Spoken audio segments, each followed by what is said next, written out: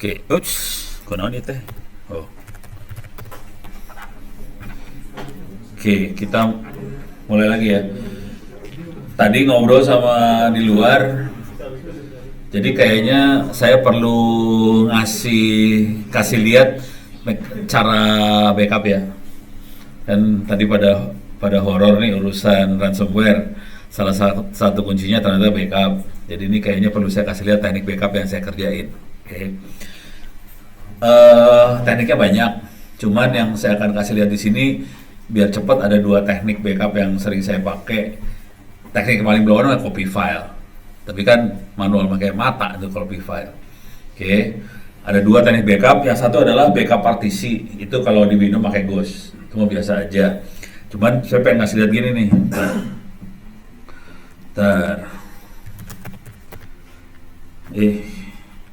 Ini gua tempel ya. Ini dia. Nih 8 GB. Coba lihat. Nah, ini ada partisi 8 GB di sini. Oke, sudo enggak usah pakai sudo juga apa-apa. Download copy 4 tadi ya. Oke. Copy license media ono nih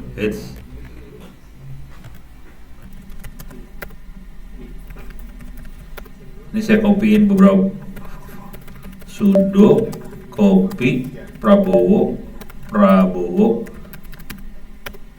oke, ls media ono ini. Oh, yang tadi nggak berhasil. Sudo copy media ono itu. Oke, keluar ya, pulang nih. Jadi ada file JPEG ini dalam situ. Oke. Cara backup yang pertama, tapi takutnya lama nih, nggak boleh saya kasih lama ya. Yang sering saya pakai buat backup partisi atau hard disk, saya biasanya pakai DD di sini. DD di Linux. Terus ada formatnya input file, output file. Oke. Input filenya sama dengan /dev. Ini kondisi nempel. Biar aman saya lepas dulu bentar ya. Ini umon media ono ini dilepas. Dia adalah /dev, mana mouse gua. Dia /dev sdb1. Kondisi saya lepas dari folder.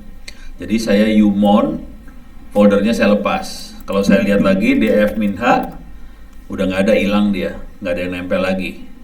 /dev sdb1 nggak nempel karena sudah umon. Oke. Sekarang saya akan bikin dd input file sama dengan /dev sdb1. Berarti ini penamaan yang ada di Linux ya. SDA, SDB, SDC. SDA adalah harddisk A, harddisk B, harddisk C. Kalau S biasanya SATA A, SATA B, SATA C, kira-kira gitu ya. Kalau dia bukan SATA, zaman dulu itu apa namanya? IDE, biasanya HD, HDA, HDB, HDC. Kalau sekarang udah S semua, SATA semua. Udah. Kalau kita nggak mau partisinya, nggak mau kalau kita punya ada 4 partisi, ntar SDB1, SDB2, SDB3, SDB4. Kalau kita nggak mau partisinya, seluruh harddisk yang pengen kita copy SDB aja, nggak pakai 1, 2, 3, seluruh harddisk di copy. Bit per bit di copy-nya. Jadi kita akan copy 8 GB sih sebenarnya. Output filenya biasanya, nih kalau ini saya lagi copy harddisk nih ya, flash disk saya copyin. Cuman masalah ini 8 GB lama nunggunya, males gue.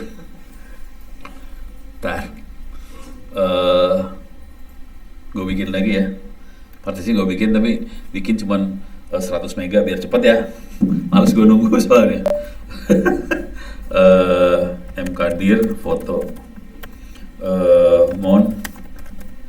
Sekalian ngeliatlah caranya. Mon dev sdb1 mon usb. Oke. ls mon usb, itu kelihatan file-filenya. Saya copy dulu nih, copy min rf mon USB bintang, saya copy home /home ono download, saya kasih tadi, saya bikin folder namanya foto. Saya pengen lihat dalam isinya foto ada file-file tadi, gue copyin semua. Kenapa saya copyin? Supaya nanti mau saya format tuh hard disk flash disk saya format, ini tinggal saya copy lagi, jadi gue nggak usah pusing. Sekarang saya akan bikin dulu ya, fdisk -dev harus dilepas dulu, mon USB. Oke, udah lepas dari foldernya fdisk dev sdb. Oke, print, dia punya satu partisi. Gedenya 7 GB tuh, size-nya 7 GB satu partisi. Saya buang partisinya, del, hilang partisi, print, hilang, nggak ada partisi apa-apa. Bukan sulap, bukan sihir, saya akan bikin partisi lagi, new partisi, partisi nomor 1, first sector 2048, last sector misalnya 100 mega. Gitu aja caranya, 100 mega. Oke, out of range. Harusnya mau ya, begini ya kali. Byte, 100 megabyte. Oh, bisa M. Iya, harus pakai spasi rupanya.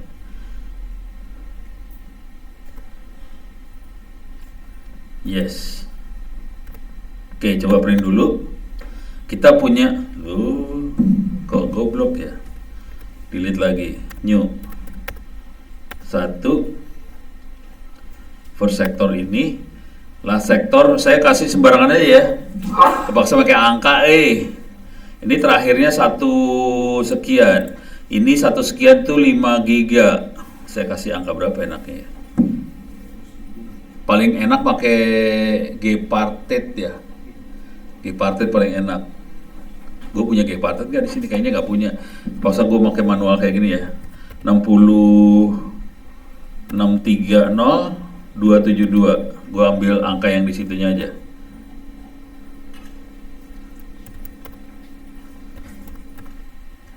Nah, sekarang gue punya partisi 1, cuman 300 mega nih, punya ya.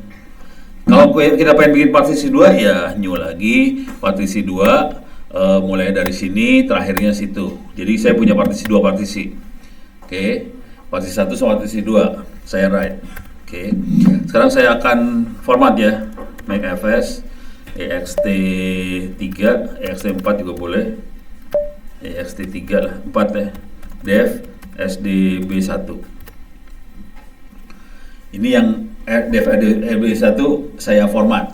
Oke, sekarang saya akan tempel mon dev sdb1 mon USB. Kosong, nggak isinya apa-apa, cuma ada lost and found, -rf, foto bintang, saya tempelin ke USB, saya copyin ls mon USB. Sekarang isinya kayak gituan. Oke, isinya foto-foto segala macam. Ini mau saya backup partisi satunya aja, cuma 300 mega saya backup. Cara nge-backupnya kira-kira gini caranya, clear layar, saya lepas dulu mon USB, saya lepas, oke. Atau saya ulang lagi ngasih lihat ya. Ini buat nempelnya, mon /dev sdb1 mon USB. Coba dicek di f-h, kelihatan dia nempel nih. Bentar, ini dia nempel. /dev sdb1 nempel ke mon USB. Oke, kalau mau lepasin unmon, umon, mon USB, lepas. Sekarang saya akan backup. Caranya dd, ini yang backup partisi ya. Backup partisi dd, input file sama dengan /dev sdb1, output file sama dengan file backup.iso. Jadi file ISO bisa kita buat dari satu partisi. Beres ya. Kalau mau hard disk, mau kita backup, nah ini cepat jadinya. Cuman 9 detik selesai urusannya. Kalau kita mau backup hard disk, caranya gini. SDB itu satu hard disk, nanti file backup hard disk gitu misalnya. Kita kasih nama apa terserah. Tapi itu jadi 2 partisi, nanti ada dalam file ISO tadi ada Kalau di kita write, dia akan bikin 2 partisi, gitu ya. Nah, sekarang kita udah punya backup. Kalau mau dibalikin, dd input file sama dengan file backup ISO, output file sama dengan /dev sdb1. Dihajar lagi dibalikin. Jadi cara bolak-baliknya gitu ya. Nah, dengan kondisi kita punya file ISO, kita bisa nempelin file ISO itu ke satu folder sebetulnya. ISO bisa ditempel ke satu folder, udah gitu kita bisa baca foldernya. Jadi kalau ini cuma backupnya doang ya, cara backup cuma gitu doang. Dan saya biasanya mainnya script. Buat backup kayak gini saya biasanya script. Sekarang saya akan nempelin file ISO ke satu folder. Mau nanya Pak. Ya. Itu kan tadi backup 300. Nah. Kalau misalkan kita ambil file ini, flash disk lain yang ukurannya 16 GB. Nah. Waktu kita restore itu bakal bikin partisi 300 juga ya Pak? Iya. Oke, berarti syaratnya harus lebih besar atau sama ukurannya gitu ya? Iya, kalau lebih kecil ya korap aja ntar. Gitu. Terus ya. Ini jujur nih, teknik yang saya pakai. Jadi gini, saya kebetulan lagi eksperimen nih, sekarang lagi eksperimen. Ini bisa dipakai di Astra tuh apa namanya? Kampung nanti. Kampung Berseri, Astra. Ini kalau ada yang terkait sama Kampung Berseri, ini gue kasih cerita dikit aja. Banyak banget sekolah-sekolah yang ada di kampung-kampung komplain sama saya. Komplainnya sederhana banget, Pak. Di sini nggak ada sinyal. Terus kalau kita mau belajar solusinya apaan? Gitu ya. Jadi solusi yang saya kerjain adalah saya bikin internet offline. Nah, bingung nggak lu? Bukan internetnya offline. Jadi bingung kan? Ada yang ngerti? Bingung semua kan? Internet offline bingung. Padahal konsepnya nggak apa banget. Jadi saya bikin flash disk 8 GB. Oke. Flash disk 8 GB. Saya install sistem operasi Linux, saya install Apache web server, saya install Wikipedia. Wikipedia bisa kita bikin offline ya. Jadi Wikipedia saya bikin offline, terus gitu berapa buku-buku sekolah kan PDF banyak. Buku SD saya copyin ke situ, 8 GB itu cukup untuk SD. Kalau SMP 8 GB lagi, SMA 8 GB lagi. Saya jadi punya beberapa versi 8 GB SD, SMP, SMA. Udah gitu Apache-nya saya installin Moodle buat e-learning supaya anak-anak bisa try out free. Nah, saya copy pakai DD ini, udah gitu saya kalau ada sekolah yang minta saya copyin dari DD ini, saya hajar ke flash disk 8 GB terus dikirim. Dengan cara itu nanti di sekolahan ini kalau ada komputer nggak dipakai, dia colokin aja flash disknya, langsung nanti komputernya booting ke flash disk itu. Flash disk kayak hard disk jadinya, udah gitu dipasangin wifi lokal, udah gitu anak-anak bisa pakai handphonenya dia bisa akses ke materi belajar itu. Jadi internetnya dibikin offline dengan cara sebenarnya ngopiin internet ke dalam flash disk, kira-kira gitu. Dan itu saya dimarahin sama bintang 2 di Lemhanas. Keren kan? Ini cerita, yaudah nih rada geser cerita dikit ya, saya cerita cepat biar waktu gue nggak habis. Cerita cepatnya gini, suatu hari Lemhanas tahu kan? Kan lembaga yang ngasih masukan pada presiden ya. Jadi suatu hari mereka ngundang, "No, bisa datang nggak? Kita lagi mau rapat cari solusi untuk sekolah-sekolah di daerah 3T, tertinggal, nggak jelas." Gitu ya. Dah. Yang datang dirjen sekjennya Dignas.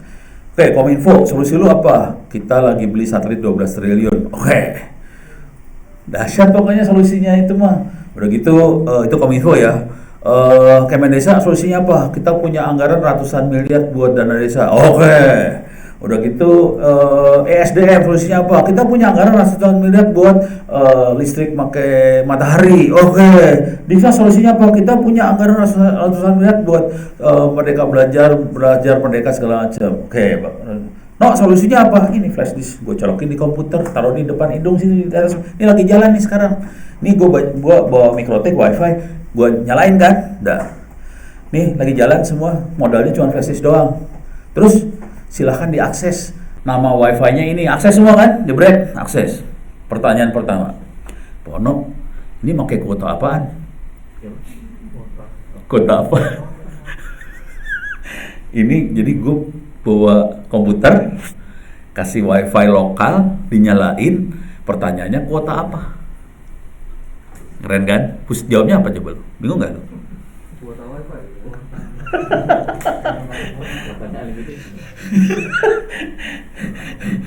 Jadi bingung mereka bisa akses. Ini kan internet, gak ada internet kan ya? Orang ya silakan masuk ke perusahaan digitalnya, bukunya bisa di-download. Oh bisa download ya? Wah, udah gitu bintang 2. Ini apa? Wakil.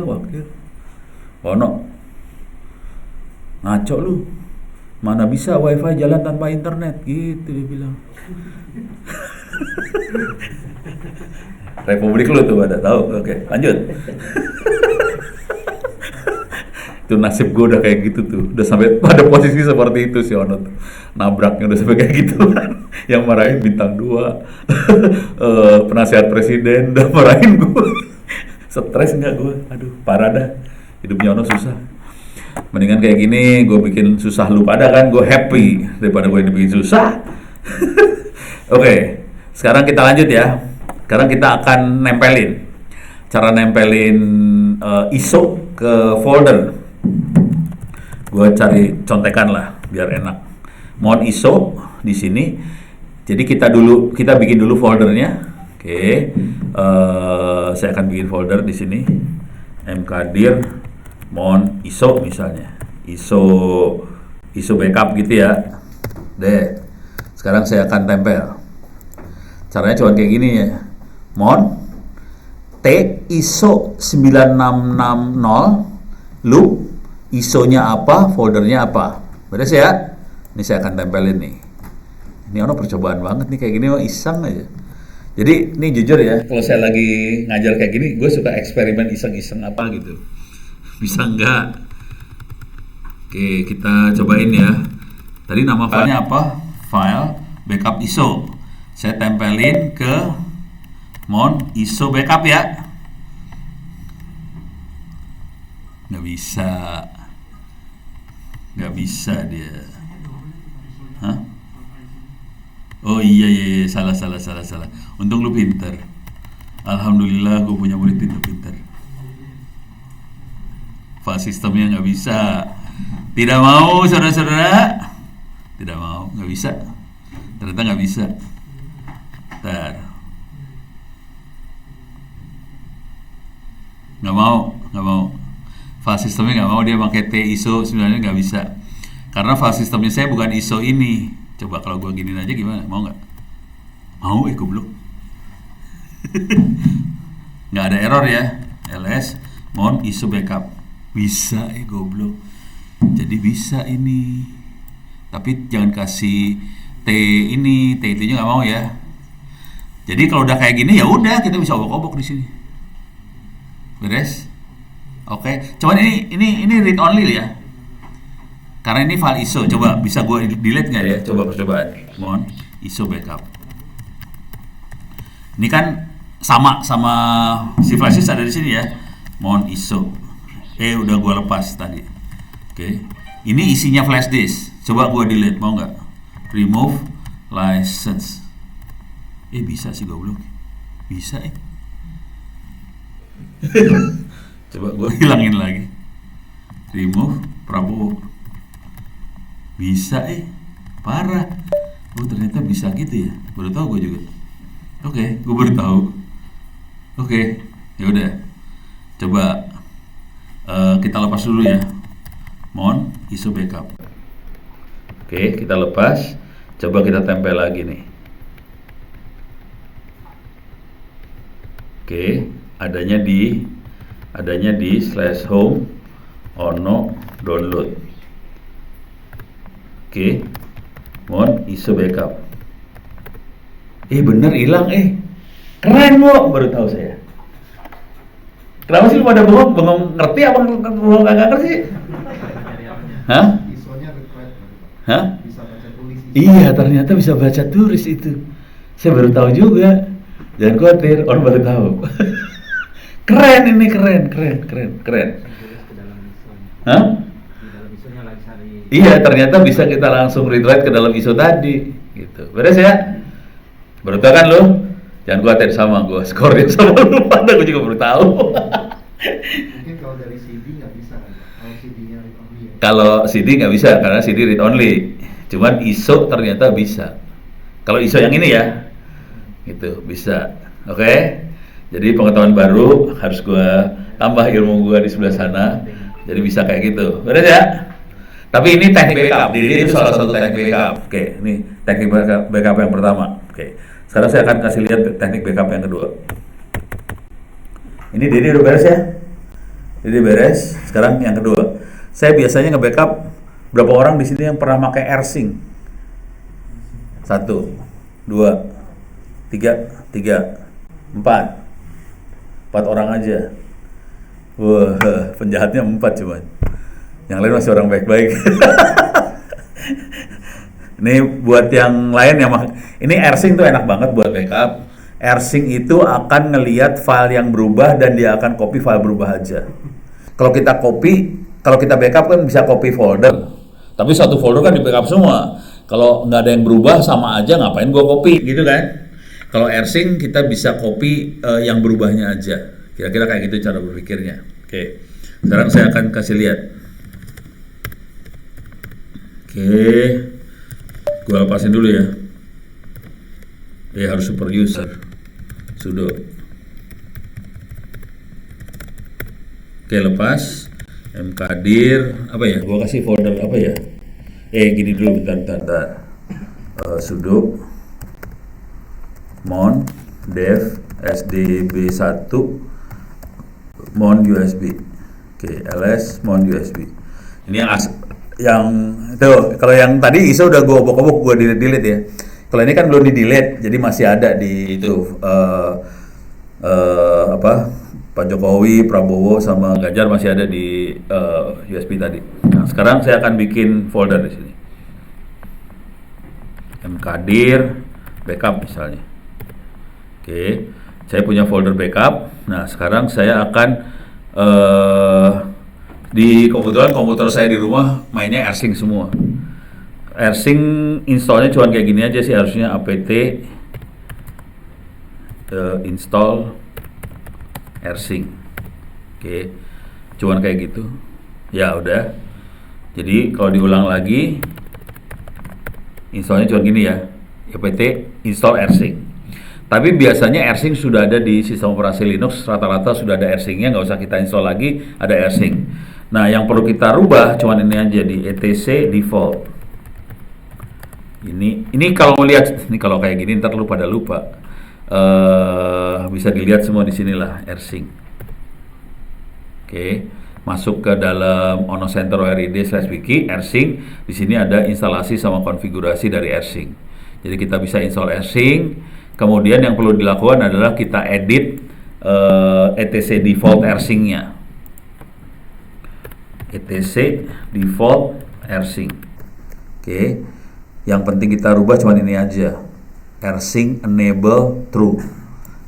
Defaultnya false. Udah true. Sekarang kita konfigurasi. Biasanya airsyncd.conf nggak ada. Biasanya di Linux nggak ada airsyncd.conf, tidak dibuat. Kita harus bikin. Ini contekannya ada di sini nih. airsyncd.conf isinya kayak gini kira-kira. Oke. Bisa copy paste aja, saya kasih lihat aja. Isinya dia ngeset berapa maksimum connection yang bisa di handle sama AirSync. Terus kalau folder apa dikasih nama apa di AirSync. Oke. Karena saya ada folder baru tambahan namanya USB, saya akan bikin gini.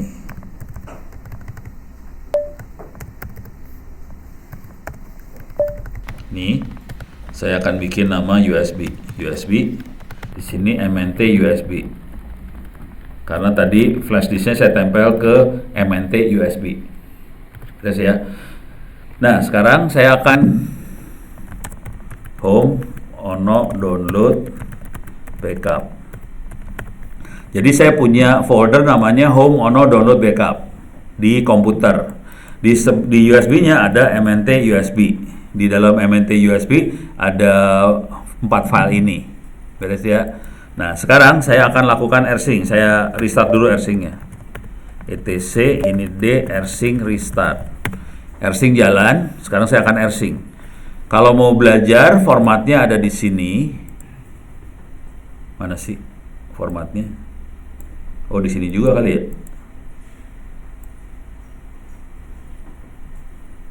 Nih, di sini nih formatnya. Jadi rsync ada switch-nya minus T, minus V atau minus UR. Saya biasanya pakai minus UR. UR tuh U tuh update, R tuh rekursif. Jadi akan cari update-nya, terus rekursif ke folder di bawah-bawahnya di copy semua. Oke. Terus udah gitu ada source, ada destination. Jadi saya biasanya rsync salah satu dari source atau destination pakai rsync lagi.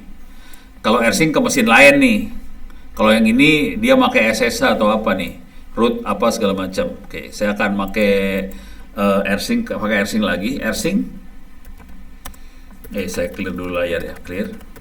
Rsync minus update rekursif. Rsync localhost. Tadi saya kasih nama USB bintang. Saya akan tempelin di home ono download backup. Jadi semua yang ada dalam USB akan di copy ke home ono download backup. Enter. Oke. Permission deny. Yang lost phone saya nggak punya izin buat ngopi, dia nggak di copy, permission deny. Tapi yang lainnya mudah-mudahan bisa di copy. LS masuk dia. Beres ya? Oke. Sekarang saya bikin kacau dikit. vi mnt usb test.txt. Saya bikin satu file namanya test.txt. Ini percobaan. Isinya cuma kata-kata seperti itu aja. Namanya saya tulis dalam mnt usb test.txt. Coba kita rsync lagi. Oke, coba kita lihat sekarang di sini clear layar. ls. Ini ada satu file tambahan baru namanya text.txt di dalam folder ini. Kalau kita lihat isinya more text.txt masuk. Coba kita rubah filenya. Kita rubah ya. 1 2 3 4 5 6 7 8 9 0. Saya tambahin kayak gituan. Oke, kalau kita baca di sini belum ada. Karena yang saya baca adalah text.txt di dalam di komputer saya. Kalau yang di flash disknya udah dirubah. Sekarang saya rsync. Sekarang saya baca lagi, more, keluar. Beres ya. Dan rsync bisa ke mesin lain ya. Bisa dari mesin satu ke mesin lain. Kalau saya biasanya ke mesin saya di internet langsung. Saya ambil semuanya, saya update semuanya. Dengan cara itu, data-data yang ada di mesin di internet ke copy ke file server saya di rumah. Kira-kira kayak gitu sih tekniknya. Beres? Aman? Sampai sini aman? Kalau yang DD tadi cuma server itu aja ya? DD tadi di situ, di komputer itu juga. Nggak nge-remote dia. Nah, kayak rsync kan. Kalau rsync komputer lain bener bisa. Beres ya? Ya. Kalau langsung bayar itu kan dia akan cek semua internet juga ya, Bang, ya? Otomatis kalau dipakai dalam cara ini akan terhanyut juga dong, ya? Nah, jadi file yang kena ransomware ke copy, kena rsync. Hah? Ini paling lama berarti. Gini jadi caranya. Waktu lu bikin script backup, kan backupnya kan, jadi bikin scriptnya gini, dibedain foldernya untuk tiap tanggal atau jam, supaya nggak nimpa. Jadi mainnya di scriptnya dibikin di program supaya namanya beda-beda untuk tiap backup. Beres ya? Harus cari sih, ada sih. Gua tahu, cuman nggak ini, harus cari ya. Backup rsync different name different folder, kayak gitu ya. Ini nih, how to rsync a directory to a new directory with different names. Kayak gitulah. Jadi kita harus bikin inilah. Harus baca-baca. Harus cari contekan lah intinya mah. Mana sih? Wah, ini masih nggak ada. Oh, ersingnya pakai cron bisa ya? Ngerti pakai cron kan? Keroncong. Kalau cron gue keroncong. Iya benar, keroncong bukan keroncong. Ngerti ya? Cron 3 bahasa Indonesianya apa sih cron? Scheduler. Scheduler ya. Harus cari-cari cron, scheduler. Ini beres ya? Sampai sini ya? Oke, sekarang kita ganti topik. Udah jam 1:30. Kita break jam berapa sih? 4:30. Dan kita punya waktu 2 jam lah ya. Oke. Kita akan uji nyali banget. Mau nih kasih materi, kasih lihat materinya, pilihan materinya. Mau VPN, mau IDS. IDS. Oke. Dari nol? Dari nol? Kita bikin dari nol? Oke.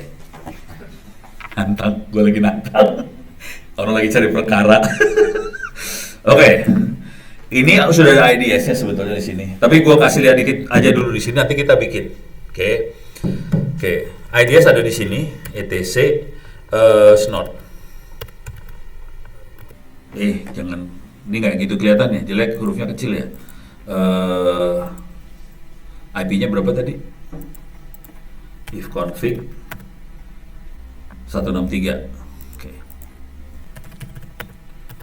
SSH 163. Kok nggak nyambung? Salah. Goblok gue. 43.163.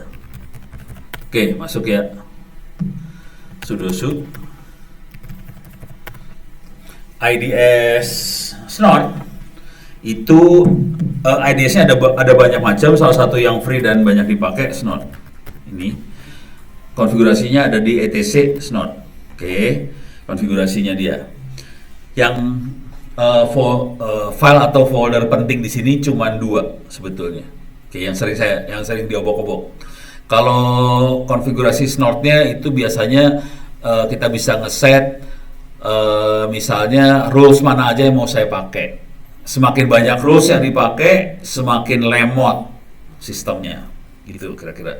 Karena ada satu paket masuk, dia akan compare ke semua aturan. Kalau banyak aturan yang harus dianalisa, Snort-nya jadi lemot banget.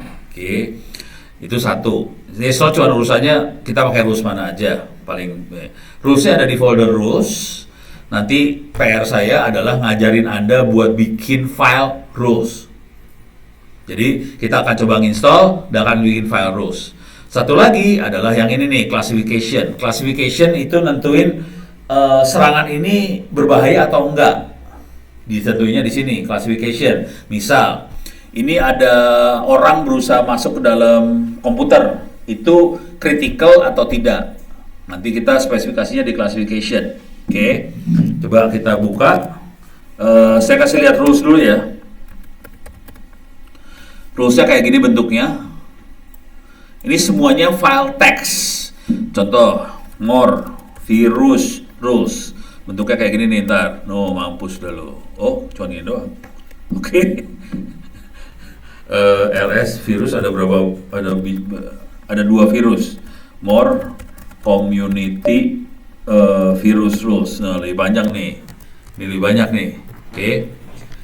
Bentuk rules kayak gini. File text bisa diedit. Nanti tugas saya adalah ngajarin Anda bikin file text ini. Oke. Ini file text ini bisa dibuat kalau kita ngerti yang namanya Wireshark. Nyadap. Karena file text ini dibuat dari data hasil nyadap sih sebenarnya. Oke. Tapi dibuatnya manual sih. Kayak orang geblek bikinnya. Asli. Beres ya. Terus itu rulesnya banyak, tipe-tipenya ada yang SQL apa segala macam bisa diobok-obok lah. Dan tidak semua rules ini kita aktifin. Kalau diaktifin semua lemot soalnya.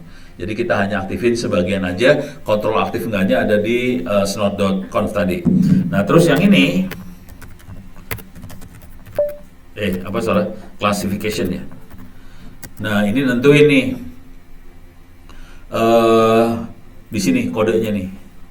3 itu nggak fatal banget. Yang ini fatal nih. Kalau 1 fatal. Jadi dia pakai angka 1, 2, 3. Cuman kalau kita programmer, kita coding, kita bikin dari hasil alert yang keluar dari Snort, kita bikin coding, masukin ke SOC, ke dashboard SOC, buat bos buat ngeliat, jangan pakai angka, pakainya warna merah, kuning, hijau, gitu ya. Soalnya bos kalau kasih angka, dia pikir duit, kasih lampu lalu lintas, biar dia tahu itu traffic lalu lintas. Oke, jadi 1 bahaya banget, 2 kuning, merah, ya informasi aja, nggak fatal banget. Oke, dah. Sekarang kita akan sini kita bikin ya. Mudah-mudahan pada ini loh. Ini shutdown aja ya server biar komputer gua kagak berat. Bentar. Ini saya punya server kosong. Ini gue pakai aja langsung, saya start, mampus lu. Server kosong. Biasanya ini salah satu kebiasaan saya, sebetulnya nggak kayak gini kebiasaannya Ono. Saya biasanya saya akan install server kosong. Udah gitu kalau mau ngoprek, saya copyin server kosong ke mesin baru buat ngoprek. Jadi saya tetap punya referensi server. Kalau butuh apa-apa saya masih punya server yang kosong banget.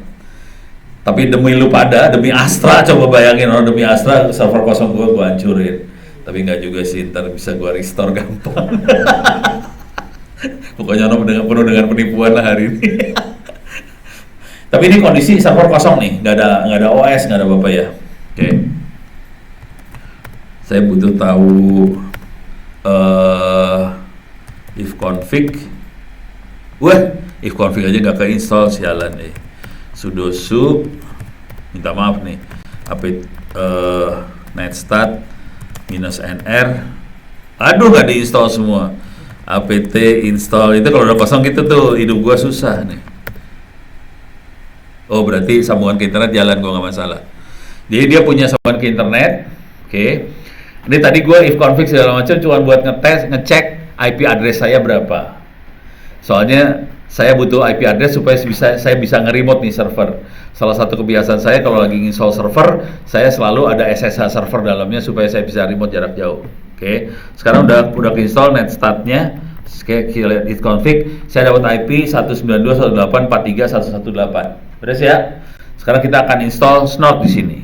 Cara installnya dari sebelah sini. Oke. 118 ya tadi ya. Oke, yes. Masukin. Oke, sekarang saya akan masuk ke sini, ke wiki saya, tulis Snort.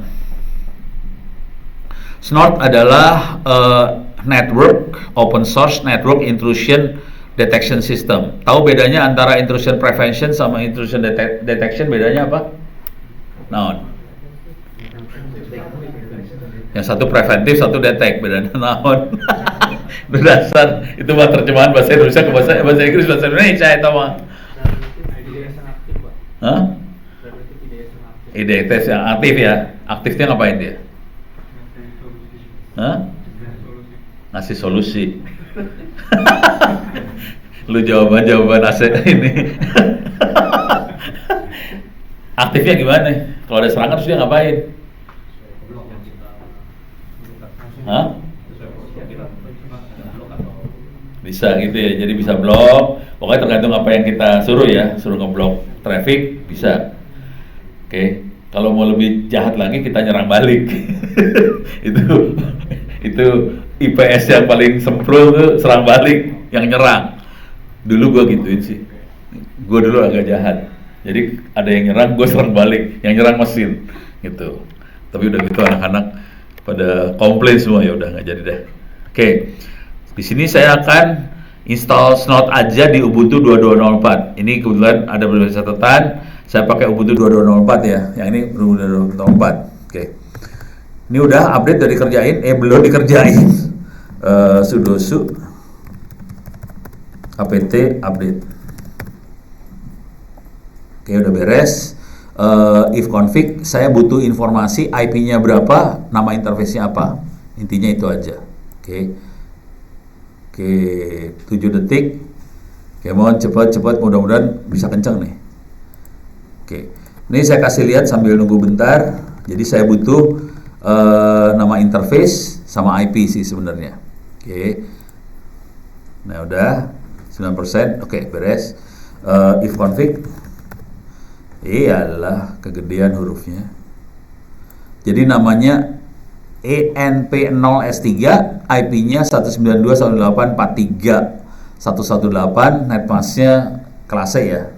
Oke, sekarang ENP0S3 118. Oke, sekarang ini boleh dikerjain, boleh enggak? Sekarang masuk ke sini, ini udah. Sekarang kita install. Oke, ini saya install dulu, saya copy paste, terus saya akan terangin makhluk apa itu.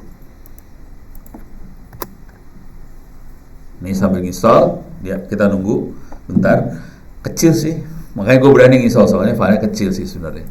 Nah di sini, ini snort-nya tuh ini snort common itu bagian dari snort. Nah yang seru dari makhluk ini adalah snort rules sama oink master. Kalau kita lihat snort, lambangnya babi haram. Nggak juga. Jadi kuncinya ada di snort rules sama oink master. Dua-duanya rules. Oink master sama snort rules dua-duanya. Rules itu aturan kita lihat. Tadi kalau diperhatiin ada yang rules nggak ada kata-kata community. Yang community itu yang dihasilkan dari oink master. Jadi oink master itu adalah komunitas IT kita orang-orang para cyber security yang berhasil ngembangin rules, udah gitu rulesnya di share sama yang lain, itu jadinya oink master. Kalau snort dia bikin rules icip-icip buat supaya snortnya jalan. Jadi cara berpikirnya snort kira-kira kayak gini. Snort itu kayak antivirus butuh database virus. Nah, database serangannya ada di snort rules sama di oink master, itu database-nya. Snort sendiri cari duit dari dagangan snort rules, cari duit dari situ dia. Gitu ya, beres ya. Oke, coba udah install. Oke, udah mulai masuk dia. Kita akan monitoring seluruh IP 192.168/16. Ini lebih gede daripada jaringan yang gue punya, biarin aja. Oke, sekarang dia mulai nginstall kenceng. Sekarang kita akan, ini udah keinstall, udah cuma itu aja. Sekarang kita akan, kalau udah selesai nanti kita harus ngecek. Snort min C itu ngecek snortnya jalan apa kagak. Intinya itu aja kalau snort min C. Oke.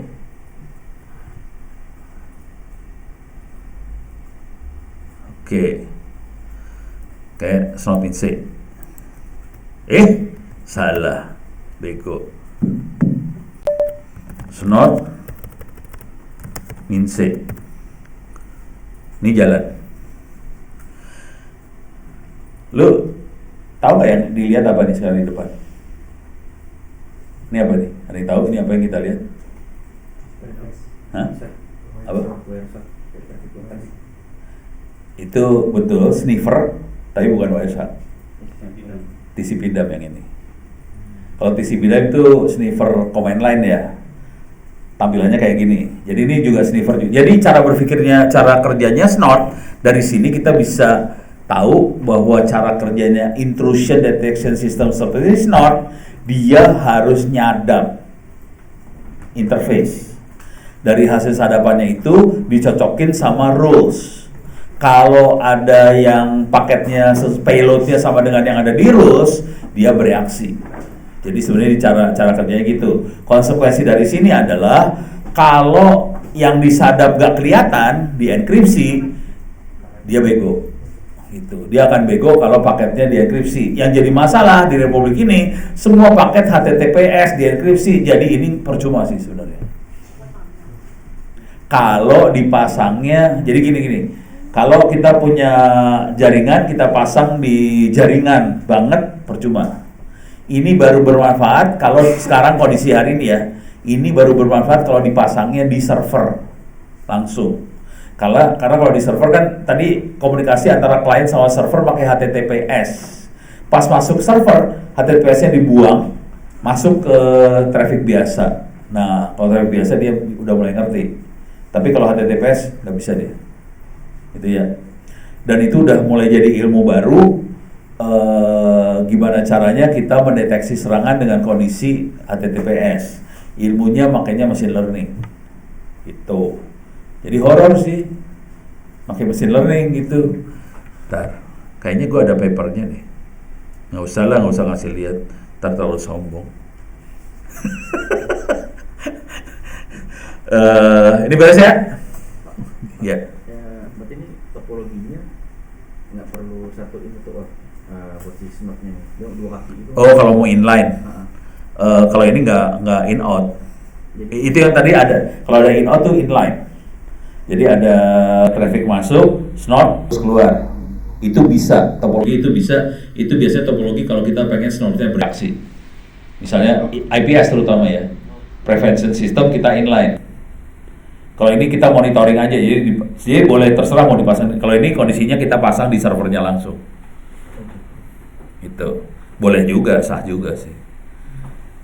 Kalau kita pengen bereaksi, misalnya gitu, kita monitoring ada yang berbahaya apa enggak, kita mainnya inline di depan, slotnya di depan, jadi pertahanan depan dia.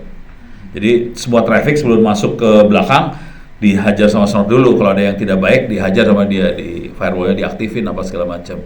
Sah juga. Gitu. Jadi bisa. Kalau ini saya taruhnya di server langsung di belakang. Terus ya, sip, oke. Ih, gila, traffic banyak banget ya. Udah. Ini kita bisa lihat ada berapa IPv4 apa segala macam bisa kelihatan. Dia ngeluarin statistik lah, tapi nggak penting. Oke. Coba PSAX, grep, snort. Nah, kita punya masalah. Sengaja gue ini. Jadi pada saat snort diinstal, dia akan menjalankan snort di sistemnya. Nah, kalau PSAX itu kita ngelihat proses apa aja yang lagi jalan di belakang layar dan kelihatan snortnya udah jalan di belakang layar. Kita harus nge-delete karena gue lagi pengen ngoprek. Kalau enggak, udah ini saya delete dulu ya. Soalnya dia monitoringnya parah banget nih kalau ini. Saya delete dulu, remove lagi, kill all snort. Oke, coba kita lihat sekarang. Kosong, snotnya nggak ada. Ini kondisi udah nggak ada snot. Nah, saya akan jalanin snot. Kalau yang dengan yang kondisi yang tadi, nanti semua lognya snot akan dipasang di var log. Ini ada var log. Ini -L var log snot. Ini ada var log snot. Jadi semua lognya snot ada di var log snot. Cuman dengan default settingnya dia, semua log bentuknya binary. Kita nggak bisa baca. Karena kita manusia. Supaya nanti bisa baca, saya akan jalanin snot, tapi semua lognya jadi ASCII. Supaya kita bisa baca ya. Oke. Nanti saya akan coba serang soalnya. Makhluk ini diserang. Supaya pengen kelihatan reaksinya seperti apa kalau kita serang. Kira-kira kayak gitu. Beres ya? Oke. Sorry. Sekarang saya masuk ke sini. Ini kalau mau jalanin, cuman ini semua urusannya binary nanti. Ini dia ngasih tahu nyimpennya di var log snort, dia ngasih tahu konfigurasinya, lihat di sini apa segala macam kasih tahu. Saya akan jalanin yang ini. Nah, ini yang saya jalanin. Ini K ASCII -D daemon. Kenapa pakai daemon? Tahu nggak sih daemon? Kenapa server-server di sini di internet servernya rata-rata namanya daemon? Tahu nggak? Hah? Nah, betul. Jadi server itu setan sih sebenarnya. jadi ini kalau udah kayak gini ngelihat budaya seru loh. Jadi yang programmer ini rata-rata orang bule. Di dunia bule setan nggak kelihatan. Kalau setan itu demon. Kalau di Indonesia kan yang nggak kelihatan Banyak ya. Ada jin, ada tuyul, ada kuntilanak, apa, nggak kelihatan banyak. Jadi bingung ngasih namanya. Kalau sana kan semua setan, demon semua. Kalau kita banyak, ya udah kira-kira itu sih budayanya. Jadi banyak kalau kita lagi coding-coding programming gitu, banyak budaya bule masuk di nama apa gitu. Dan mereka seringkali ngasih nama yang lucu-lucu, soalnya dia udah frustasi, udah ngebul kepalanya, kasih nama yang aneh-aneh aja, jebret-jebret gitu. Beres ya. Sekarang kita akan coba jalanin ini. Cuman jalaninnya sebelum jalan saya clear dulu layar. CD file log snot. Oke, ini kelihatan ada berapa alert yang udah ada di situ. Saya akan buang dulu. Buang, clear layar. Oke, sekarang saya paste. Oke, PSAX ini jalan dia di sini. Jalan dia, udah jalan ya. Oke, clear layar, LS. Buset, langsung keluar alert aja. More snort alert. Kosong ya, nggak ada isinya ya. Snort alert. Kalau alert fast isinya apa? Baru tahu nih gue ada fast. Anjir. Buset. Oke. Cuman ini priority 3. Priority-nya 3 tuh artinya nggak fatal. Kalau priority 1 yang masalah. Oke. Ini priority 3 nggak masalah. Lu tahu PNP nggak?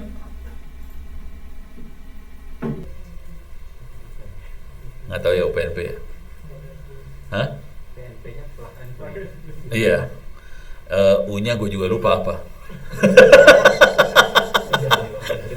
Hah? Bisa lu cari lah. Tapi intinya ini UPNP gini kejadiannya. Jadi teman-teman di internet pada ngembangin protokol. Ini contoh ini dipakainya pada mungkin kalau terbang pakai Garuda kali ya. Pernah lihat ininya Garuda nggak? Nonton video yang buat nonton TV, ya TV lah. TV Garuda. Lu tahu nggak sistem operasinya apa di dalamnya? Udah pernah lihat dia lagi booting belum? Belum. Linux itu. Jadi saya lagi duduk di Garuda tuh waktu saya dikasih tiket Garuda. Sekarang kan saya naik motor Honda aja, Beat. Jadi waktu duduk dikasih tiket Garuda itu duduk, total di booting sama ininya, sama kru Linux, asli Linux lagi booting.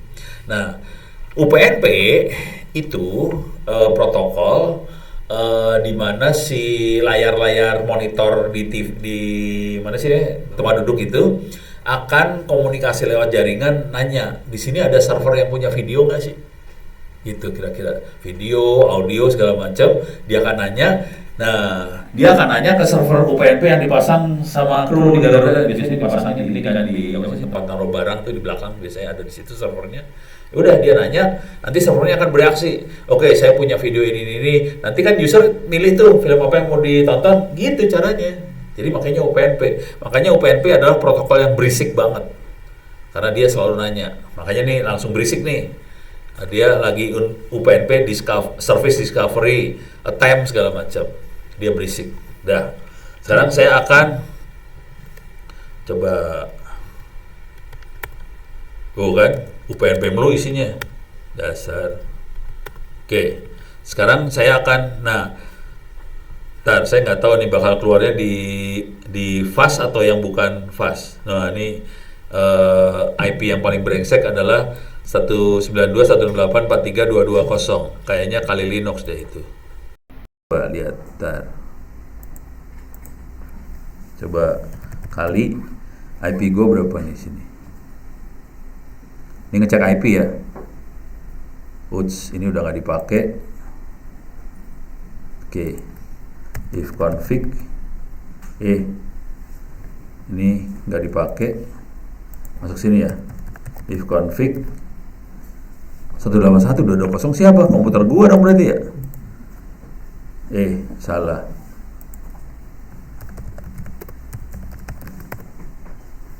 Oh iya bener Jadi laptop saya bukan kali Linux ya. Laptop Dell ini berisik dia. Dia ngecek UPnP. Kali Linux tidak berisik, dia nggak ngecek UPnP. Nah, sekarang saya akan nyerang ke sebelah sana. Supaya sana, saya nggak tahu dia akan keluarnya di snort alert atau snort alert fast. Saya nggak tahu. Cara ngelihatnya kalau mau enak, clear, watch minus n, watch to lihat, minus m 5 tiap 5 detik, tail, var, log, snort, alert,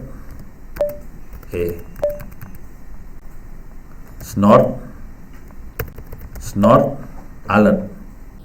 Jadi tail itu ngelihat ujung dari sebuah file. Filenya namanya var log snort alert, snort.alert, dan saya akan lakukan ngelihat ini tiap 5 detik. Anjrit, kok keluarnya kayak gini? Ini apa ini? Kenapa dia keluar kayak gini? Aneh ini, nggak tahu kenapa. Coba lihat. Oh binary ya? Masa sih? Bener kok binary?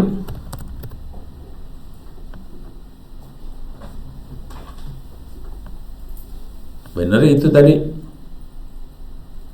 Wala kill all snort. Ulang ya.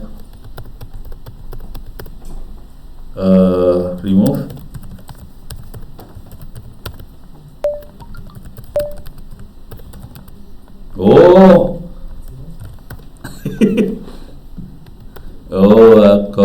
Oke. Coba sistem CTL stop snort. Harus gitu kayaknya. Mudah-mudahan jalan lagi ya. Ini saya dengan segala cara buat matiin snort yang otomatis jalan ya. Kayaknya tadi otomatis jalan, jadi langsung dia bikin yang defaultnya dia kan binary. Padahal saya lagi minta supaya keluarnya ASCII supaya kita bisa baca. Oke.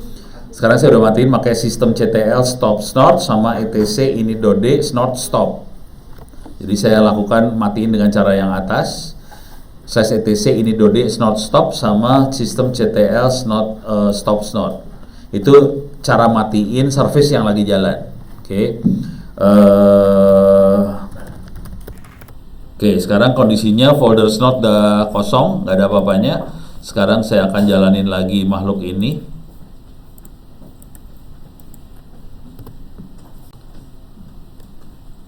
Jalan PSAX itu ada paling bawah, kedua dari bawah. Coba kita lihat sekarang watch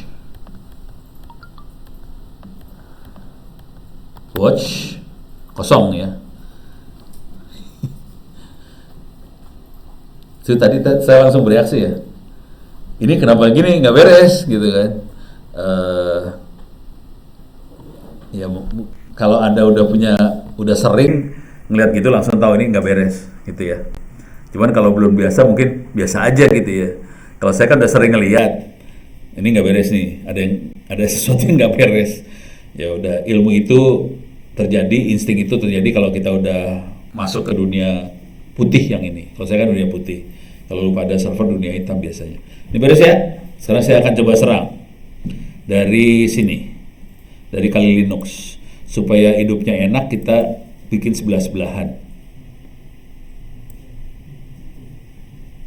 Nih, Kali Linux ini saya taruh di sebelahan.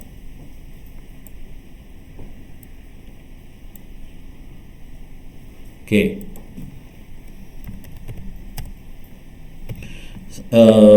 Min S, min V, min A, 192.168.43, lupa gue. Berapa ya? Kacau lagi dah. Binary lagi kacau dia. 118, ya kacau. Apa kok jadi kayak gitu terus ya? Bentar. Mouse gue ya.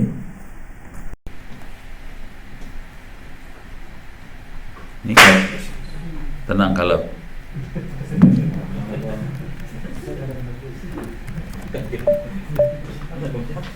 mata terang satu kelas. enggak, gue lagi bingung kenapa ini jadi binary mulu nih ya. Nih keluarnya binary lagi nih. Alah. Enggak, makanya gue bingung. Grab snot.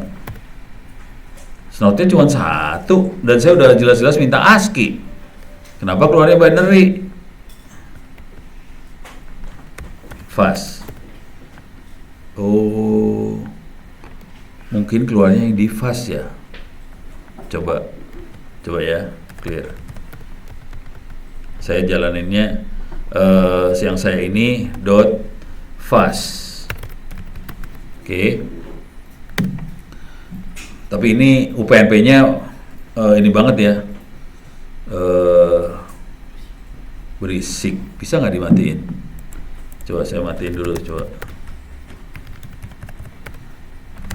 etc init.d.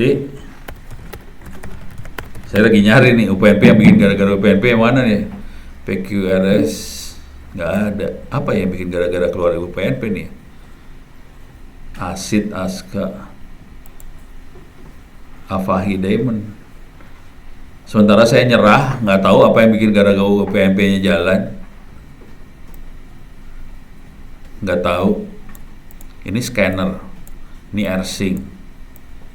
Nggak tahu, nyerah. Jadi saya nggak tahu apa yang bikin gara-gara keluar UPnP. Saya nggak bisa matiin sementara UPnP, sementara dia bikin berisik di sebelah sini nih. Oke, ya udah, dengan kondisi kita berisik, mudah-mudahan kita bisa, mudah-mudahan kedetek kalau kita lagi nyeken dari sebelah sini ya. Kita akan nyeken di sini. Sorry, mana tadi yang nih, oke. 118.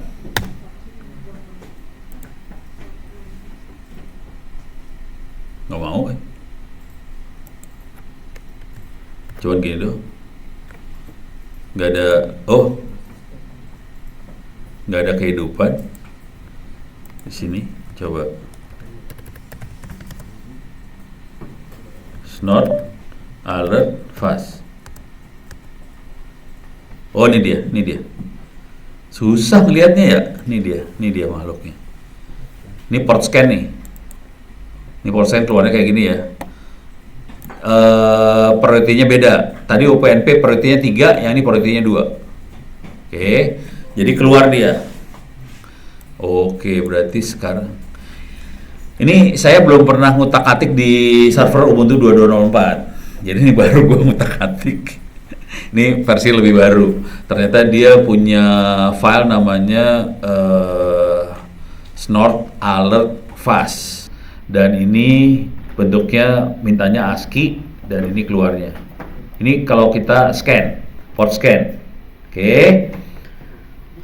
Nanti kalau ada apa segala macam bisa dilihat di sini. Nah, sekarang kalau mau ngaktifin apa-apa bisa lihat di sini nih.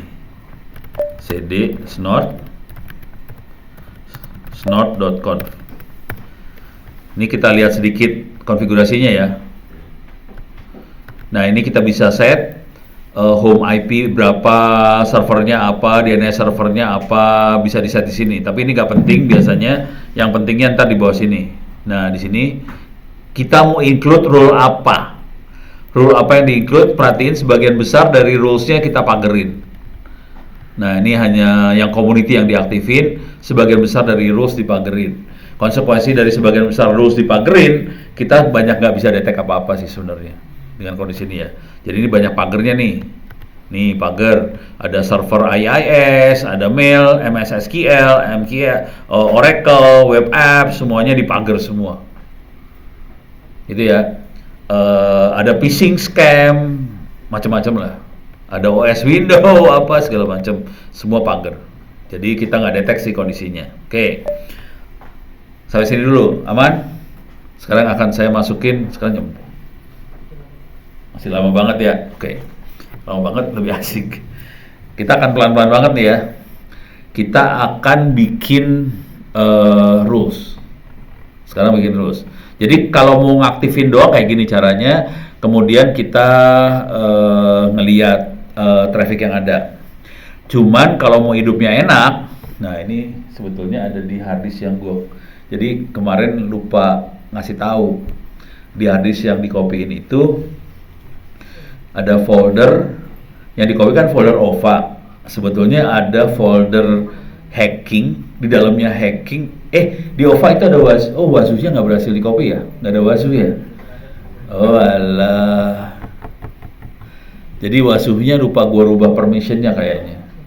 Jadi permission-nya masih nggak boleh di read gitu, kelupaan. Soalnya saya ngopinya pakai ini waktu itu pakai root. Jadi kalau bukan root nggak bisa baca, akibatnya kelupaan. Biasa orang kan kadang-kadang lupa. Jadi sebenarnya ada Wazoo di situ. Cuman hadisnya ada di Mas ini. Oh ada. Oke.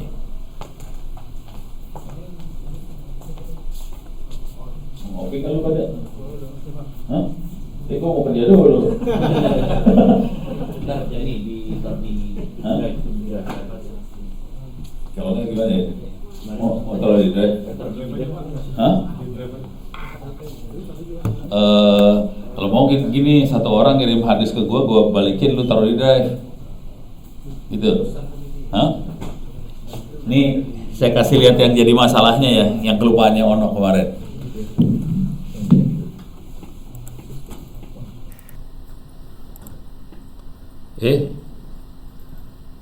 Flash disk gua mana?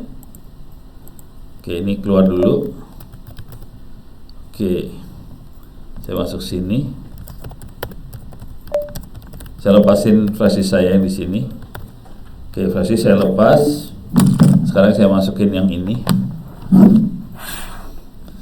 Ini harddisk gua bekas-bekas harddisk komputer udah pada jebol.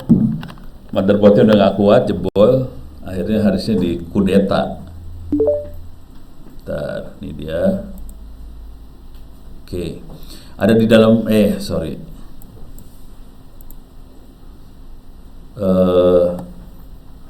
OVA nggak ada di sini ya? Bego gue. OVA ada di hadis yang satu lagi.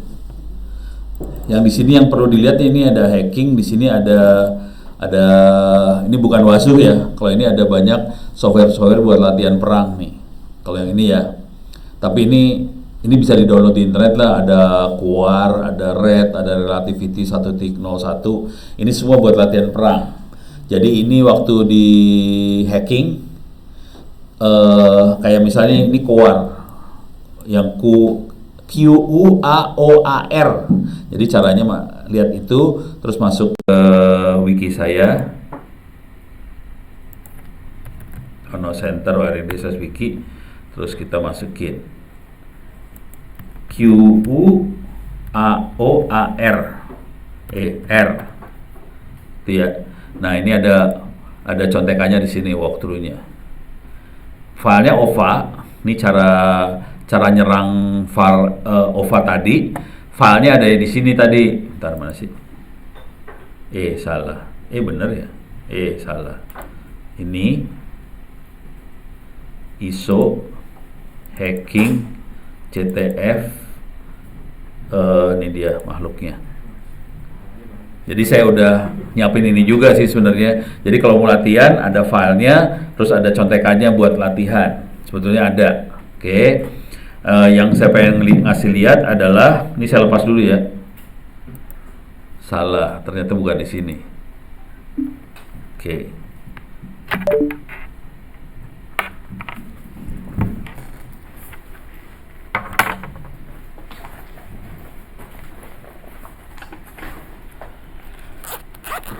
File OVA ini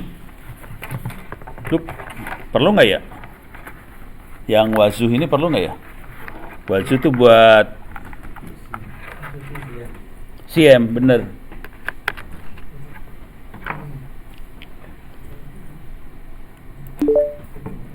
Oke. Jadi masuk OVA. Nah, di sini ada Wazoo tapi udah dalam bentuk server udah jadi. Oke. Nah, ini kesalahan saya adalah saya lupa ngebuka gembok. Akibatnya kemarin waktu ngopi jadi nggak ke copy. Oke. Saya akan ini dulu. chmod-rf 777 media ono data OVA. Oke. Saya akan copyin dulu ya. Bentar, gue punya harddisk berapa gede sih? Tinggal 20 GB. Oke, masih cukup lah. pakai doa banget nih. OVA server, salah. Ubuntu server Wazoo ya. Home Ono download. Ya, masukin situ. Situ ya. Ini saya copy Wazoo-nya. Nanti ini bisa di-copyin ke Anda lah. Oke. Nah, ini Wazoo ini di dalam server Wazoo ini sudah ada contoh Wazoo yang sudah operasional. Username-nya Ono, password-nya apa? 1234556, kita bisa masuk. Oke. Jadi nanti kalau mau eksperimen, mau ngerasain yang namanya Wazoo, bisa masuk kayak gitu. Kemudian di sini cara bikinnya, lemot. Oke. Mudah-mudahan bisa dipakai. Caranya bisa dilihat di sini. Wazoo.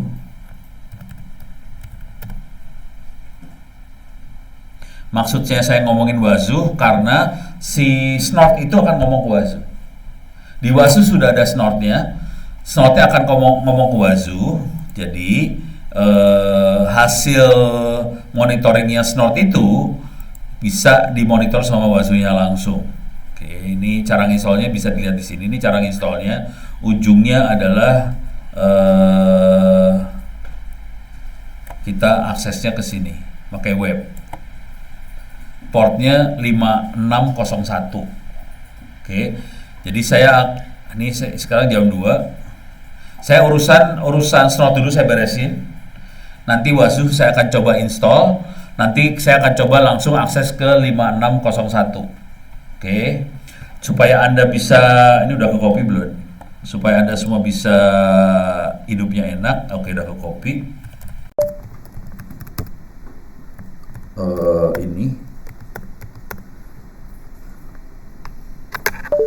Ini ada yang mau ngopi nggak?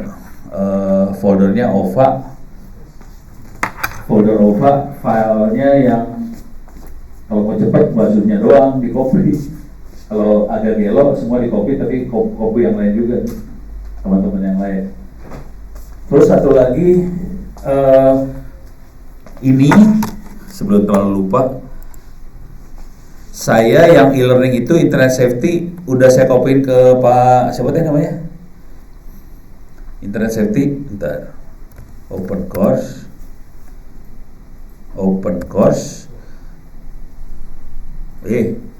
Kok nggak bisa? Aduh, jadi lemot gini komputer gue. Gunawan nggak bisa diakses. Gue punya dosa apa nih? Nah dia. Oke. Di sini kan ada internet safety. Jadi kalau mau Pak siapa? Internet safety? Bisa minta ke situ, tapi kalau enggak silakan kirim email ke saya. Nanti saya kasih backup Moodle dari internet safety. Sebelum Nona lupa ya. Bisa minta atau kirim email ke saya kirimin juga backup Moodle dari internet safety yang ada di sini. Jadi ntar kalau ada Moodle di kantor, ada buat e-learning Moodle, bisa di restore buat belajar. Kalau internet safety buat end user ya, bukan buat admin. Itu bisa dipakai. Ini beres ya. Sebelum Nona lupa, kalau enggak Nona lupa. Ini Wazoo, nanti kita percobanya ke sini. Sekarang kita lanjut ke Snort. Karena Wazoo itu akan ngomong ke Snort sebenarnya.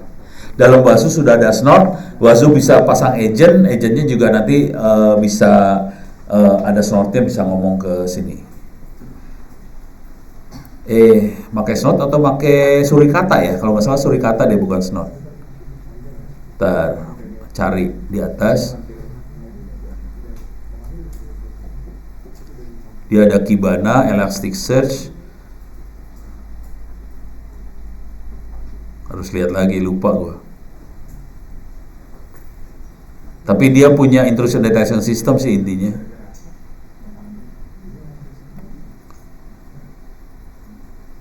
Bentar. Oke, sementara nggak ketemu. Nih, sementara saya skip dulu. Sekarang saya akan masuk lagi ke Snort. Oke, Snort kondisi udah oke ya. Sekarang kita akan nyoba yang lebih susah. Pelan-pelan nih, pelan-pelan. Pelan-pelan saya akan masukin lagi ke Snort. Oke, turun ke bawah. Terus saya akan cara baca file lognya udah kelihatan tadi. Aduh, kenapa jadi lemot gini komputer gue? Var log sort, var log, var log sortnya adanya di sini.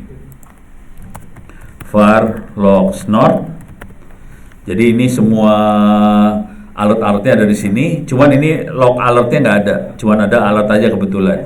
Oke. Bacanya sih file teks biasa. Oke. Sekarang ini saya akan coba saya naik yang susah ya. Coba menulis rules untuk pemula. Kita akan coba belajar nulis rules. Sebelum nyoba nulis rules, kesempatan terakhir, ada yang pertanyaan dulu nggak buat snort instalasinya segala macam? Bisa ya? Oke. Kalau mau gampang baca snortnya, silahkan search di sini ada beberapa aplikasi supaya snortnya bisa tampilannya grafik GUI. Ntar, kenapa lemot banget? Server yang gue pasang parah nih berarti. Ini minta resource-nya gede banget nih.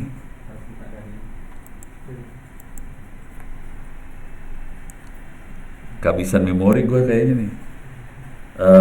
Snort GUI. Oke.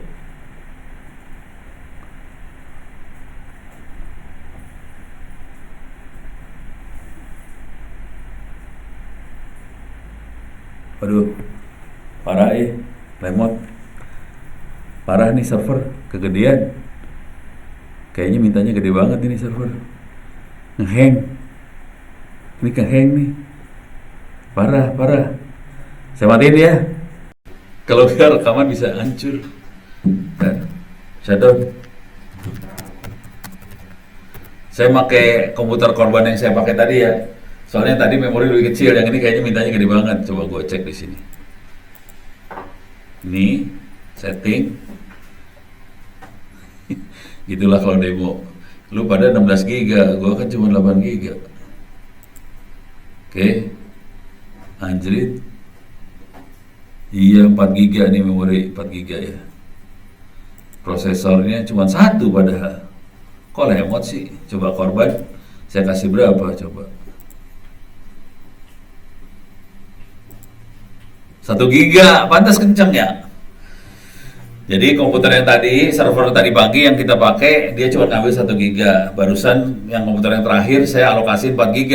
Ya kenceng lah. Cuman udah gitu komputer gue jadi hancur. Agak mengerikan buat dipakai. Oke, saya pakai korban aja karena di korban sudah ada snortnya. Saya jalanin ya. Start. Oke. Karena di korban itu sudah ada snortnya. Sini juga ada snort. Tadi saya kasih lihat sekalian cara instalasi snotnya aja. Oke. Supaya lebih gampang ceritanya, sekalian di korban itu sudah ada DVWA. Jadi saya akan ngasih lihat teknik serangan ke DVWA. Udah gitu saya akan masukin teknik serangan itu sebagai rules di dalam snort. Supaya kita bisa deteksi kalau ada orang melakukan serangan ini, terus snortnya kasih alert. Kira-kira kayak gitu cara berpikirnya ya. Jadi waktu kita bikin alert, kita akan nyerang, serangannya akan kita sadap, serangannya seperti apa, payloadnya seperti apa akan disadap. Hasil sadapan payloadnya itu akan dimasukin jadi rules supaya Anda bisa melihat prosesnya antara serangan, sadap, jadi rules. Udah gitu, rulesnya harus kita jalanin. Waktu kita jalanin rules, kita akan nyerang lagi. Bener nggak dia akan bereaksi dengan serangan yang kita kasih? Apakah dia akan nyatet, akan menjadi masuk ke log atau ke alert serangan yang dikerjain tadi, gitu ya. Nah, di sini kita akan masuk. Saya butuh IP-nya berapa? Lebih kenceng nih sekarang. Tadi serem. Oke. If config IP-nya 163. Oke. Saya dari sini.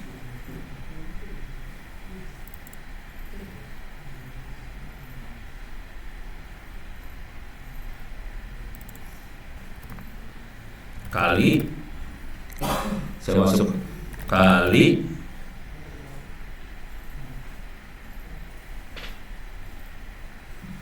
jadi target kita kok nggak ada browsernya, mana browser?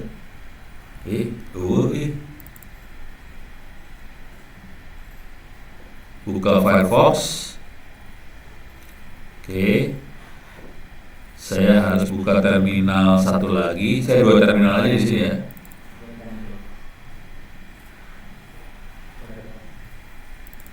Saya gedein hurufnya supaya enak lihatnya. Plus. Ini saya plus lagi. Ini saya plus lagi. Gedein. Sekarang saya masuk ke sini. Ini masuk ke wiki saya. Ono Center.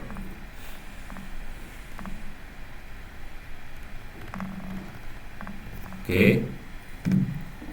Terus satu lagi saya harus masuk ke DVWA 192 168 43 163 DVWA 1.9. Jadi masuk dua sekaligus. Ini udah mulai masuk ke wiki. Sekarang saya akan tulis DVWA salah, bukan snort.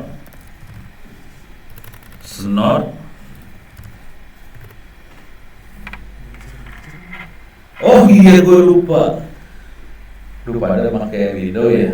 Oh dari sini deh, minta flash disk. Sorry, minta maaf, kepala saya mikir lupa ada pakai window soalnya. Langsung nggak bisa ngopi ya, maaf. Gue udah semangat aja sih ini. Ternyata nggak bisa flash disk, nggak ada. Oh, kalau nggak mau flash disk gue lah, yang ini ya. Tuh, betapa baiknya coba.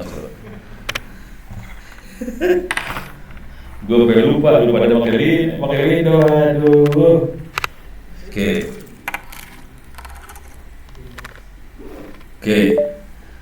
Sekarang saya copy.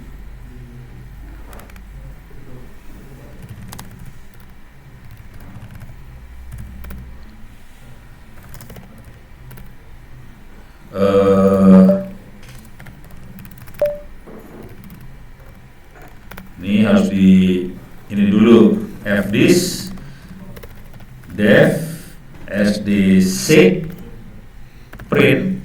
Ini ada dua partisi tadi yang 300 GB sama 7 GB ya. Saya delete dulu. Delete new. Jadi satu partisi aja. Right. Oke.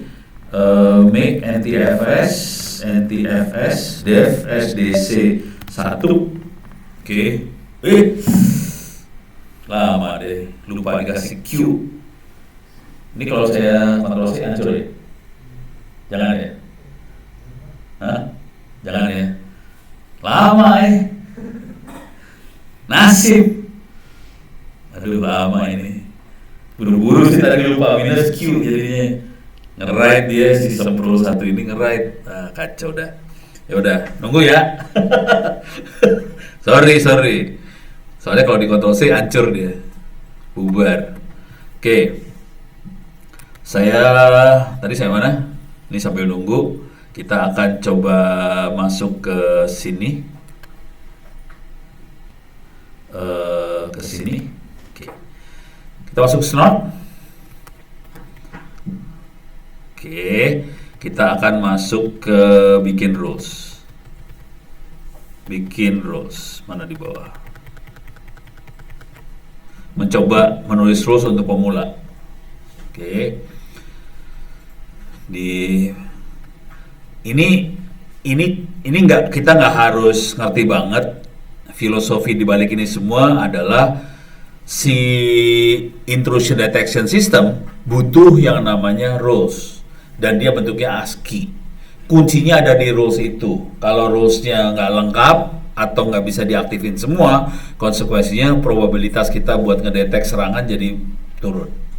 Itu aja sih intinya dari cerita ini semua. Cuman saya akan ngasih lihat bentuk rules itu seperti apa supaya Anda kebayang bentuk rules seperti apa. Oke. Ini saya akan klik kanan copy. Saya akan masuk lagi ke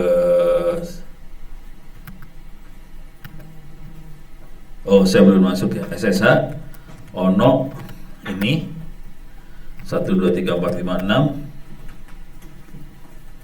Oke, sudo su. Itu snotnya udah jalan, kelihatan ada snot di situ ya. Ini ada snot di sini. Di dalam server korban yang saya serang itu ada snotnya. Saya harus kill dulu. Kill all snot. Saya harus agak sadis lagi. Lagi ini pasti nyala lagi sistem Pro 1. Udah gitu saya harus etc init.d snot stop, matiin sistem ctl stop snot, matiin. Udah psax grab snot kosong, nggak ada, bukan sulap bukan sihir, saya paste di sebelah sini, enter, masuk. PSAX snotnya jalan di bawah. Oke. Lupa saya, ini varlog snotnya harus dibersihin dulu nih, supaya bersih aja sih. Tuh kan udah ada. More alert ada nggak?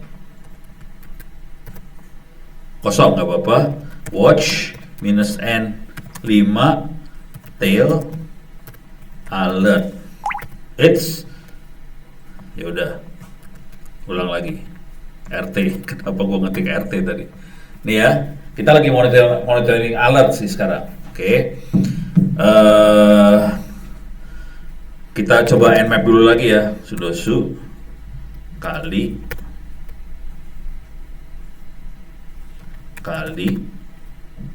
nmap ini adalah 43163.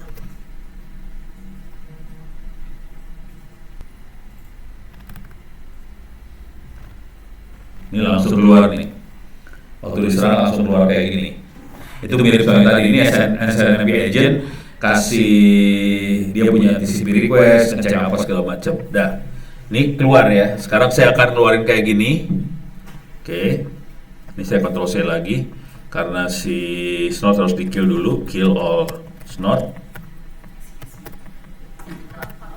Yes. Oh alah, oke. Dari mana kita lihat?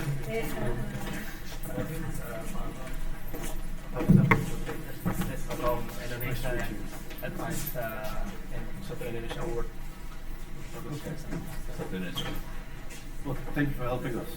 Oh, you're welcome. I'm glad to help all these guys and one woman. Only. Very encouraging, eh? Yeah. we need more. Yeah, I agree with you. Don't worry. My team only have one lady out of 6 people, so it's, Oh, this is thousands of people, only one lady.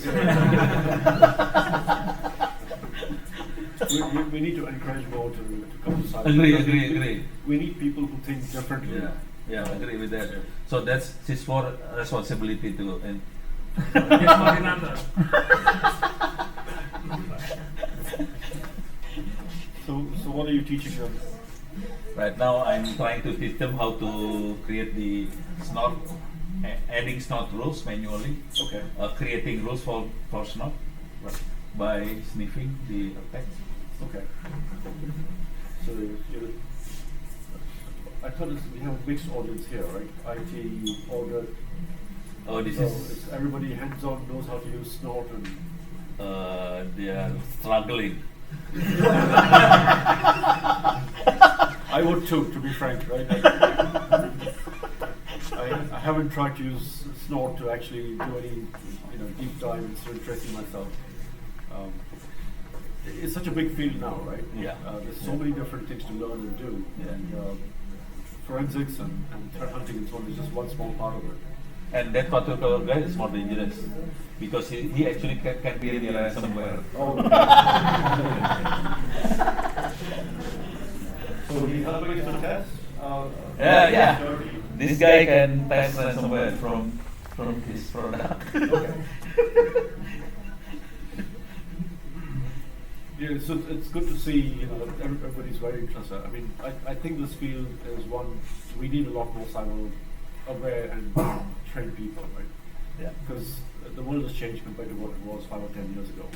I mean, I don't think anybody realized when the internet was first created what connecting the whole world together would be. And we see the result now. Yeah. I think, you know, when the internet started, everybody trusted everyone. And today we realize that doesn't work. So crime has totally changed. Their major problem is what is pidana in English?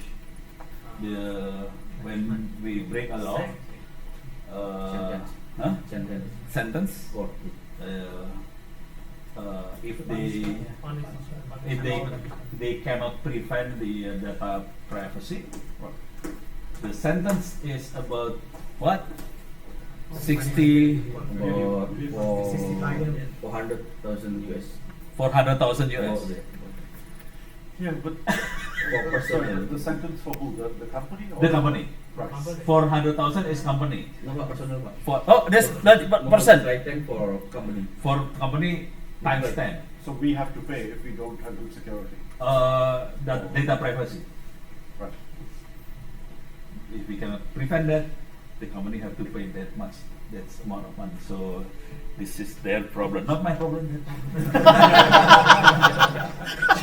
Yeah, and actually, the bigger problem for us as a company is that if we lose the trust of our customers Yeah. and our business Agree. partners, it can cost us much more than that. Right? Agree. I mean, if you look at Astra, we have relationships with Toyota, Honda, and, you know, many other big companies. If you look across the rest of Jardines, same thing, right? We have partnerships with IKEA, with Yum Brands, so it's Pizza Hut, KFC, and many other businesses, you know, Mercedes-Benz, etc. If we don't take care of our security and we actually have a security incident, we have customers who may stop doing business with us. We may have suppliers that say, we're not going to give you our product anymore, right? We're going to find somebody else. And that can totally destroy the company. So that could be a much bigger problem than 400,000 US. So they have a big task behind their back. Yep. Not my back, their back. But again, you know, I'll say, compared to what, you know, the position we were in a few years ago, today we are in a much better position. Yeah. I think if you go back 5 years, 10 years, hacking was seen as very mysterious. Right? There's all these cyber criminals, they come in, they do something magical, we don't know, and we don't know how to stop them. A lot of work has been done, a lot of research has been done. I don't know if you've talked about the MITRE attack framework or the kill chain. Oh yeah, kill chain. So, Okay. so people have said, okay, what are the hackers actually doing? Right? So we've got the concept now of a kill chain, because to conduct an attack, there are many things you need to do. Yeah. And so there's a lot of research that's been done now where it says, okay, the attacker first has to find out, you know, who to target, how they can target them, you know, create a way to attack them, find a way to stay inside, stay hidden, and so all of these steps, we have a challenge to detect and stop those things. Right? And there is, so there's something called the MITRE attack framework, where they're looking at each of those steps in the kill chain in a lot of detail to say, how do they do it? Right? So if they want to attack us, how do they do it? Okay, email. What kind of attacks do they launch through email? They'll send a phishing email, they'll try to get somebody's password. Or they'll send you a PDF file, or they'll send you a Word document or something. And so there are over 1,000 different tactics that have been identified. And now we have the tools to try and detect them and stop them. So I think compared to maybe 5 or 10 years ago when these concepts, you know, didn't really exist in you know, with the maturity we have today. People used to say, oh, this is so difficult, you know, to solve. But today there's a lot of ways and a lot more. I mean, there are tools like EDR, endpoint detection and response. We have much better security event and event correlation tools, SIEMs. We have a lot of threat intelligence looking at how the attackers are attacking. All these security companies are sharing much more. You know, we saw these guys attack this way, this is what they did. So today we're in a much better position to understand and try to stop it. So, and you know, with the whole world going digital, Everybody wants to do things online. Everything's electronic. We don't use paper anymore. The company is so much more reliant on technology.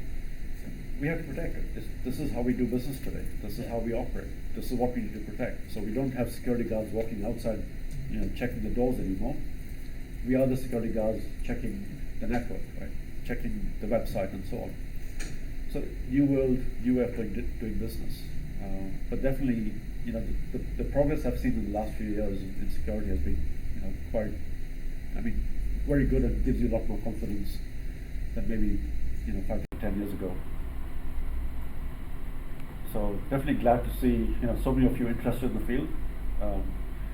I think cybersecurity is going to be around for a long, long time. And the other interesting thing about cybersecurity, we're fighting people, right? Yeah. We're not fighting machines, Yeah. which means things are always going to be interesting. They are more smarter than machine. Yeah. And they'll keep trying new things, right? Yeah. We do something. That's the problem. They come up with a new thing, right? Then we have to find a way to counter that. So we are playing a game of cat and mouse, right? We have to keep getting better. So it's going to be a very interesting field for a long, long time. And I don't know how the laws will change over time to make it very to create very strong penalties for cyber criminals. But it's very difficult given the political situation in the world today, right? China, Russia, US, Oh, yeah. India, they're not going to cooperate with each other. So I don't know when we get past that problem. So I think we're going to keep seeing these problems for a long, long time. And now we have AI coming into the mix. Right? I assume all of you have been through email security awareness training. So you've been told, when you get an email, don't trust it. Check if there are spelling mistakes. Check if someone sent you an attachment you weren't expecting, and so on. Look for bad English. I assume in Indonesia it's Bahasa. So the Bahasa is bad. It looks like Google Translator. It's probably a phishing email. ChatGPT is going to change all of that, right? You'll get emails that are perfectly written. They will look like it's written exactly by the person sending it to you. Because people can take, if they got the emails, they can tell, ChatGPT write an email in Bahasa, in this person's style, to say this. Right? So that's going to change how we look at security awareness and training and so on. It's also going to be a lot more and a lot faster. If someone gets into your mailbox, they put the AI on it. Within a few minutes, it can identify, what kind of emails you have in there that are useful. Anything related to invoices, payments, and so on, right? Who do you communicate this to? And out go the phishing emails, right? Dear so and so, please change my bank account details. So it's going to be very interesting to see how this whole field speeds up and changes. Equally, we're going to see the good guys. All Like me, right? Yeah, Of and course. the security vendors that are creating our security tools, they all started to add AI as well, right? Yeah, right. So Google, Microsoft, and so on. A few years ago they talked about machine learning. Now they're talking about applying AI into the tools. So Microsoft has something called Security Copilot. So they plan to launch it quite soon. And if you're a security analyst in the SOC and you receive an alert, the Security Copilot will immediately do a lot of the research for you and say, okay, this event came in, this IP address I checked, it's been used in this other attack, and blah blah blah, right? You should look for this, you should look for that. Previously, security analysts would spend 1, 2, 3 hours trying to find out what to do. Now the Security Copilot is going to give you some suggestions. It's already checked all those things that you would have checked manually. So we are going to be better as well than we used to be. So this is going to be a very interesting space in the next 2 or 3 years. A lot of job for you guys, don't worry. Yeah, and also lots of different types of jobs, right? One thing I always keep reminding our companies, everybody talks about tools, right? Oh, we need to get this, we need to get that. And I keep reminding everybody, cyber hygiene. You need to make sure you're managing all of your IT systems properly. And I think some of you here are from IT, right? Most of them, I think, IT. Anyone not from IT? I think. IT audit. Yeah, they are IT auditor. IT audit and IT. Right. Yeah, so cyber hygiene is very fundamental, right? We need to know what IT systems we have. And when I say IT systems, I mean the computers, I mean the IP phones, the IP cameras, the access points, the network devices, the projectors, maybe IP connector and so on, right? We need to know everything that we have. We need to make sure we protect all of it. Because anything we don't protect will be used by an attacker against us. Right? So we really need to make sure we understand everything. We need to make sure it's all configured securely. We need to make sure we put our EDR, anti-malware tools on everything. We need to make sure we're collecting the log files from everything, right? No gaps. If you have gaps, the attacker will find you one day, right? And that's what they'll use to cause the problem. So we need to make sure we do at least the basics correctly before we worry a lot about, oh, do I have the latest advanced tool, right? I want to get AI. Well, do you actually know what systems you have? Are you patching them quickly every month and so on? So yeah, don't forget the basics. Thank you. Thank you very much. Don't forget the basics. Well, good luck to all of you, and I hope you enjoy learning this, and there's a lot more for you to learn. You know, and for those of you from an IT audit background, you also have a very important part to play, because when it comes down to the basics, you're the one going in and verifying that the IT team is actually doing what they need to do and doing it correctly. It's great to say, you know, I do my patching, but do you actually have a process to make sure you've done it correctly? Yeah. You haven't missed any systems and so on, right? Those checks are also very important, because you know we get hackers to come in and do red team attacks for us to see if they can hack in, and they always succeed because they always find those little gaps. And IT people are always very busy. I know because I come from IT myself. There's always too many things for us to do. Right? So you're getting calls and complaints. This is not working. That's not working. You always get pulled into that, and you miss the fact that actually you need to maintain